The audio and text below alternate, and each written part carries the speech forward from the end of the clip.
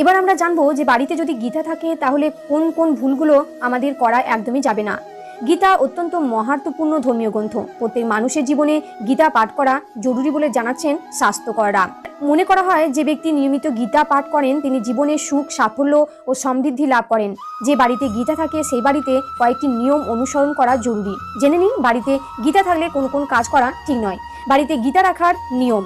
বাড়িতে গীতা রাখলে কয়েকটি বিষয় মাথায় রাখা উচিত। মনে রাখবেন, গীতা হলো পবিত্র ধর্মগ্রন্থ, তাই এই বইকে পরিষ্কার ও শুদ্ধ স্থানে রাখুন। স্নান না করে গীতা স্পর্শ করবেন না। মহিলারা ঋতুকালীন অবস্থায় গীতা স্পর্শ করবেন না, না হলে এই পাপের ফল হিসেবে আর্থিক সংকটের মুখে পড়তে হতে পারে আপনাকে। শ্রীমদ্ ভাগবত গীতা ভুলেও মাটির উপর রেখে পড়বেন না। গীতা পাঠ করার জন্য পুজোর চৌকি বা বই পড়ার কাঠের স্ট্যান্ড ব্যবহার করুন। পড়া হয়ে গেলে গীতা লাল কাপড়ে মুড়ে রেখে দিন। নিজের আসনে বসে গীতা পাঠ করুন, অন্য কারোর আসনে বসে গীতা পাঠ করুন।